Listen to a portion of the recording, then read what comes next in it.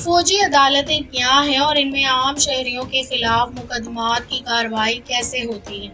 میرے والد کو فوجی عدالت کی طرف سے سزا سنائے جانے کو بھی 1.5 سال سے زیادہ کا عرصہ گزر گیا، لیکن ابھی تک اس فیصلے کے خلاف نظر ثانی کی اپیل سماعت کے لیے مقرر نہیں ہوئی۔ یہ الفاظ سماجی کارکن ادریس کھٹک کی بیٹی تالیہ کھٹک کے ہیں، جن کے والد کو فوجی عدالت نے دسمبر سن 2021 میں ڈرون حملوں سے متعلق زمینی معلومات فراہم کرنے کے الزام میں 14 برس قید کی سزا سنائی تھی۔ ادریس کھٹک فوجی عدالت سے سزا پانے والے واحد سورین شہری نہیں ہیں۔ پاکستان میں فوجی عدالتوں کے تحت مختلف نوعیت کے مقدمات میں گزشتہ چند برسوں کے دوران درجنوں سورین شہریوں کو سزا دی جا چکی ہے۔ تاہم حالیہ دنوں میں 9 مئی کے واقعات کے بعد وفاقی حکومت کی جانب سے فوجی عدالتوں میں مبینہ ملزمان کے خلاف مقدمات چلانے کی منظوری دی ہے۔ ایسے میں یہ سوال اہم ہے کہ کسی عام شہری کے خلاف فوجی عدالت میں مقدمے کی کارروائی کیسے ہوتی ہے اور ان کے وکلاء کو کن مسائل کا سامنا ہوتا ہے۔ تالیہ کھٹک نے BBC کو بتایا کہ فوجی عدالت کے اس فیصلے کے خلاف انہوں نے جو اپیل دائر کی ہے، اس کے ساتھ عدالتی فیصلہ موجود نہیں ہے، کیونکہ ان کے بقول انہیں عدالتی فیصلے کی کاپی ہی فراہم نہیں کی گئی۔ تالیہ کھٹک کا کہنا ہے کہ پروسیکیوشن برانچ کے حاکم کی طرف سے گزشتہ ماہ ان کے وکیل کو ادریس کھٹک کی چارج شیٹ دکھائی گئی۔ انہوں نے دعویٰ کیا کہ ان کے قریبی عزیزوں اور دوستوں کی طرف سے یہ پیغام دیا گیا کہ وہ اپنے والد ادریس کھٹک کے مقدمے کو زیادہ نہ اچھالیں اور خاموش رہیں، اور ایسا نہ کرنے کی صورت میں ادریس کھٹک کے لیے مشکلات پیدا ہو سکتی ہیں۔ تالیہ کھٹک کا کہنا تھا کہ ان کے والد کی گرفتاری کے بعد ان کی فیملی کے افراد شدید مالی پریشانیوں کا شکار ہیں، کیونکہ وہی خاندان کے واحد کفیل تھے۔ انہوں نے کہا کہ ان کے والد اس وقت اڈیالہ جیل میں ہیں، جہاں انہیں C کلاس میں رکھا گیا ہے۔ واضح رہے کہ فوجی عدالتوں سے سزا پانے والوں کو جیل میں C کلاس ہی دی جاتی ہے۔ انہوں نے کہا کہ ان کے والد کی عمر 60 سال سے زیادہ ہے اور ان کے مطابق ان سے اڈیالہ جیل کے اندر قائم فیکٹری میں کام کروایا جاتا ہے۔ سویلین کا مقدمہ فوجی عدالتوں میں کیسے بھیجا جاتا ہے؟ واضح رہے، اگر کسی شخص پر الزام ہو کہ اس نے فوج کی کمان کے خلاف کوئی بیان جاری کیا یا تقریر کی یا فوج کے ماتحت افسران کو اپنی کمان کے خلاف بغاوت پر اکسایا یا فوج سے متعلق حساس معلومات کسی غیر ملکی کو دی اور یا پھر جمہوری حکومت کے خاتمے کے لیے فوج کو اقتدار سنبھالنے پر اکسایا، تو اس شخص کے خلاف مقدمہ فوجی عدالت میں بھیجا جاتا ہے۔ پاکستان کے ملٹری ایکٹ میں بھی اس کا طریقہ کار موجود ہے۔ جبری طور پر گمشدہ افراد کے مقدمات کی پیروی کرنے والے وکیل کرنل ریٹائرڈ انعام الرحیم کا کہنا ہے کہ اصولی طور پر اگر کسی سویلین کے خلاف کوئی مقدمہ درج ہوتا ہے تو فوج کے جج ایڈوکیٹ جنرل یعنی جیک برانچ کا نمائندہ متعلقہ سیکشن جج کو ملزم کی حوالگی کے بارے میں درخواست دیتا ہے۔ انہوں نے کہا کہ اگر ملزم پارٹی کی طرف سے اس اقدام کو عدالت میں چیلنج کیا جائے تو پھر سیشن جج پر معاملہ وفاقی حکومت کو بھجوا سکتا ہے اور وفاقی حکومت سے منظوری ملنے کے بعد متعلقہ سیکشن جج ملزم کو فوج کے حوالے کرتا ہے۔ انہوں نے کہا کہ 9 مئی کے واقعے کے ذمہ داروں کا مقدمہ فوجی عدالتوں میں چلانے سے متعلق پارلیمان نے قرارداد منظور کی تھی، جس کے بعد وفاقی حکومت نے ان افراد کا مقدمہ فوجی عدالتوں میں بھیجنے کی منظوری دی۔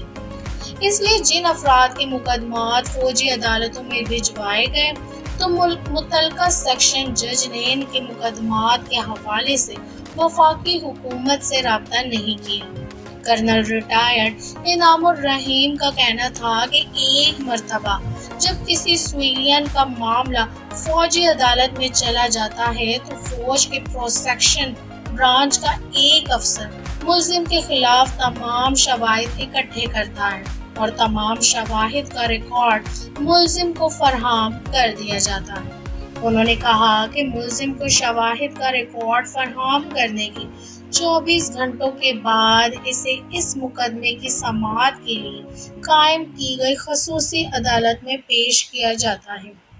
یہ خصوصی عدالت 3 ارکان پر مشتمل ہوتی ہے اور اس 3 رکنی ارکان کی سربراہی کرنے والے کو پریزیڈنٹ کہا جاتا ہے، جو کہ لیفٹیننٹ کرنل رینک کا افسر ہوتا ہے۔ انہوں نے کہا کہ اگر کوئی اہم مقدمہ ہو تو پھر جیک برانچ کا نمائندہ بھی اسے خصوصی عدالت میں شامل کر لیا جاتا ہے۔ ملزم پر فرد جرم عائد کیے جانے کے بعد اسے اپنے دفاع کے لیے وقت دیا جاتا ہے، جو کہ زیادہ سے زیادہ 7 روز کا ہوتا ہے۔ فرد جرم عائد کیے جانے کے بعد ملزم کو خود یا اپنے وکیل کے ذریعے پروسیکیوشن کی طرف سے پیش کیے گئے شواہد یا گواہان پر جرح کرنے کا حق ہے۔ اس کے علاوہ ملزم کو اپنے دفاع میں کوئی گواہ یا دستاویزات بھی پیش کرنے کا حق ہوتا ہے۔ 7 روز کے اندر دونوں اطراف سے کارروائی مکمل کرنے کے بعد یہ 3 رکنی بینچ اپنی رائے مرتب کر کے کوئنگ اتھارٹی کو بھیجے گا اور یہ اتھارٹی بریگیڈیئر یا میجر جنرل رینک کے افسر کی ہوگی۔ اس 3 رکنی بینچ کی رائے پر مبنی جو بھی فیصلہ ہوگا وہ کھلی عدالت میں نہیں بتایا جائے گا، بلکہ ملزم جس یونٹ کی تحویل میں ہوگا اس کو اس سزا کے بارے میں آگاہ کیا جائے گا۔ مجرم کو سزا سے متعلق آگاہ کیے جانے کے بعد اسے جیل بھیج دیا جاتا ہے اور مجرم کے پاس اس سزا کے خلاف 40 روز کے اندر اپیل دائر کرنے کا حق ہوتا ہے۔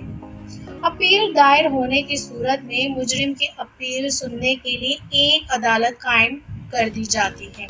جسے کورٹ آف اپیل کہا جاتا ہے، اور یہ عدالت بھی مجرم کی اپیل پر 1 ہفتے کے اندر فیصلہ سنا دیتی۔ کرنل ریٹائرڈ انعام الرحیم کا کہنا تھا کہ اگر مجرم کی نظر ثانی کی درخواست کورٹ آف اپیل سے مسترد ہو جاتی ہے تو پھر مجرم کے پاس فوجی عدالت کے اس فیصلے کو ہائی کورٹ میں اپیل دائر کرنے کا حق ہوتا ہے۔ انہوں نے کہا کہ اگر ہائی کورٹ بھی فوجی عدالت کا فیصلہ برقرار رکھتی ہے تو پھر مجرم ہائی کورٹ کے فیصلے کو سپریم کورٹ میں چیلنج کرنے کا حق رکھتا ہے۔ وکلا کو فوجی عدالتوں میں کن مسائل کا سامنا کرنا پڑتا ہے؟ فوجی عدالتوں میں متعدد مقدمات کی پیروی کرنے والے وکیل ایمان مزاری کا کہنا ہے کہ سویلین کا کورٹ مارشل کا ٹرائل کے دوران ملزم کے وکیل کو ان دستاویزات تک رسائی نہیں دی جاتی جو پروسیکیوشن کو حاصل ہوتی ہے۔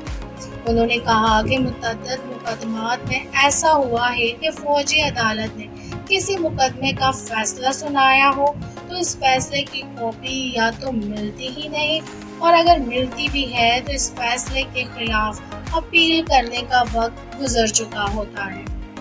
ایمان مزاری کا کہنا تھا کہ فوجی عدالتوں میں کارروائی چونکہ ملٹری ایکٹ کے تحت ہی چلتی ہے تو متعدد وکلاء کے پاس اس ایکٹ کی کاپی بھی موجود نہیں ہوتی جس کو پڑھ کر وہ اپنے موکل کا دفاع کر سکیں۔ انہوں نے کہا کہ متعدد مقدمات میں آرمی ایکٹ کی کاپی نہ ہونے کی وجہ سے وکلاء اپنے موکل کا دفاع نہیں کر پاتے۔ انہوں نے کہا کہ اور تو اور سپریم کورٹ کے پاس بھی آرمی ایکٹ کی کاپی موجود نہیں،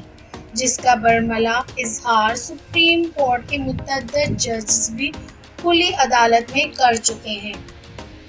انہوں نے کہا کہ عام عدالتوں اور فوجی عدالتوں میں فرق یہ ہے کہ سویلین عدالتوں میں کسی بھی شخص کو جانے کی اجازت ہوتی ہے، جبکہ فوجی عدالتوں میں ملزم اور اس کے وکیل پروسیکیوشن اور اگر کسی گواہ کو طلب کیا ہو تو اس کو ہی جانے کی اجازت ہوتی ہے۔